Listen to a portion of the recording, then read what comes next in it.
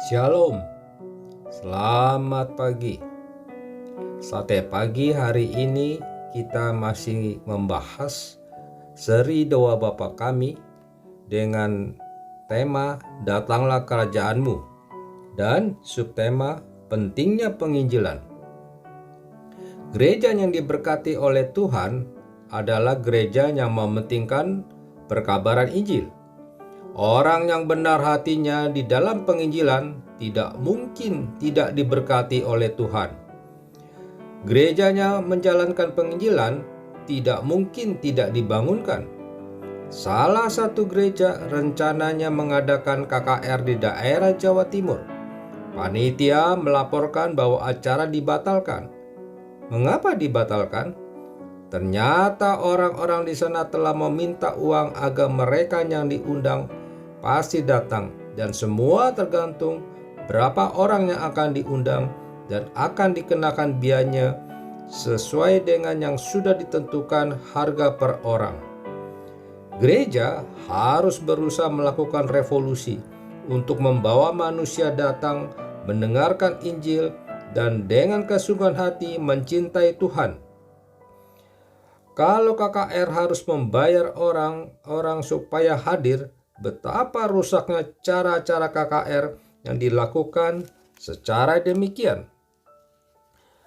Pada waktu dilakukan konser salam 2 jari untuk mendukung Jokowi di Gelora Bung Karno, 100.000 orang datang, penyanyi-penyanyi tidak minta uang.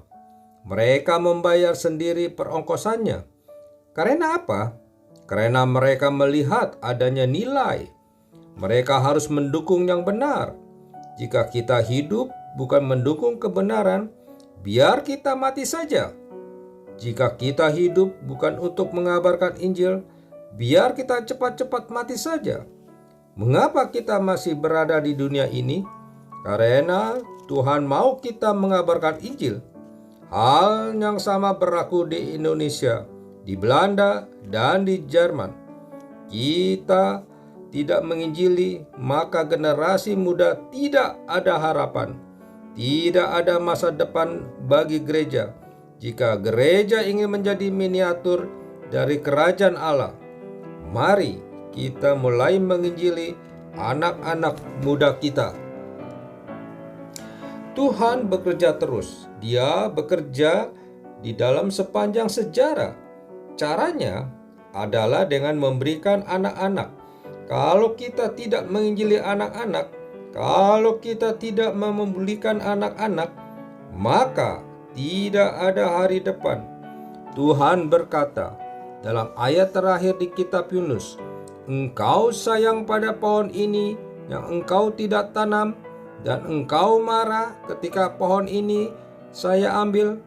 Engkau begitu menyayangi pohon ini, tetapi engkau tidak tahu Aku menyayangi 120.000 anak-anak kecil yang berada di kota Niniwe ini dengan tidak tahu membedakan tangan kanan dan tangan kiri. Engkau hanya memikirkan keuntunganmu.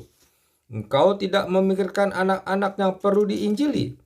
Setelah pelayanan Yunus 150 tahun kemudian, Nahum berkata, "Tumpaslah Niniwe." Niniwe bertobat pada masa pelayanan Nabi Yunus. Niniwe ditumpas 150 tahun kemudian pada masa pelayanan Nabi Nahum. Apa sebabnya? Karena tidak terus diinjili, akhirnya harus dihancurkan. Di manakah Babylon sekarang? Tidak ada. Di manakah Mesir? Tidak ada. Manakah Mesopotamia? Tidak ada. Di manakah Asyur? Tidak ada. Di mana kerajaan Romawi? Tidak ada. Di manakah gereja? Ada. Karena gereja terus menginjili anak-anak. Berapa tahun yang lalu ada pendeta berkhotbah di Singapura. 6.000 anak kecil mendengarkan khotbah dari umur 8 sampai 13 tahun. Seorang profesor dari Pusat Pengkajian Keadilan Publik di Washington bernama James Skillen juga hadir di situ. Ketika dia melihat kebaktian yang dilakukan itu, Dia kaget sekali. Dia mengatakan, "Bagaimana pendeta tua ini bisa berkhotbah kepada anak-anak kecil yang berusia 8 sampai 13 tahun yang berjumlah 6.000 orang?" Dia memperhatikan bahwa anak-anak bisa duduk tenang, mendengarkan, dan di akhir khotbah, anak-anak yang mau menerima Tuhan maju ke depan. Kira-kira ada 2.800 anak datang ke depan sambil menangis, minta Tuhan mengampuni dosa mereka. Lalu James Killen berkata, "Tidak ada orang seperti ini di Barat. Orang Barat harus belajar dari orang tua ini. Bagaimana berkhotbah kepada orang-orang muda dan anak-anak kecil." Kita melihat 20 tahun terakhir, siswa dan mahasiswa Indonesia telah ditawan oleh iblis. Banyak lembaga-lembaga pelayanan mahasiswa mengalami kelesuan. Ini faktanya terjadi. Hampir semua persekutuan mahasiswa sesudah dipengaruhi oleh pengajaran yang keluar dari kebenaran sejati. Mau kemanakah kita? Biar kita berdoa supaya Tuhan membangkitkan gereja Indonesia dan dalam 20 tahun ke depan bisa muncul pengkhotbah besar yang berseru, meratapi dan memanggil banyak orang untuk kembali kepada Tuhan. Banyak orang begitu akademis tetapi tidak dinamis. Banyak orang sangat baik dalam meneliti dan belajar, tetapi mereka tidak menjangkau banyak orang. Mereka mempunyai gelar yang tinggi-tinggi, tetapi hanya untuk mereka menikmati sendiri, yang nanti sama-sama dikuburkan bersama mereka dalam peti mati. Harus ada pendeta yang berteriak seperti Elia di Gunung Karmel. Harus ada pendeta yang berteriak seperti Yunus di kota Niniwe. Harus ada orang yang berteriak seperti Paulus di Efesus. Harus ada orang yang berteriak seperti Yohanes Pembaptis di padang belantara.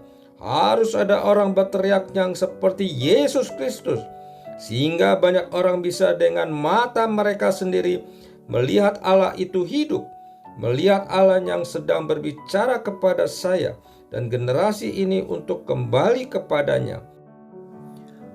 Kerajaan Allah akan datang, tetapi sebelum kerajaan Allah itu datang, biarlah orang-orang Kristen mewakili kerajaan Allah, menjadi orang yang mengabdi kepada Tuhan dengan sungguh-sungguh, hidup dalam kerajaan yang Tuhan pimpin. Mari kita berdoa.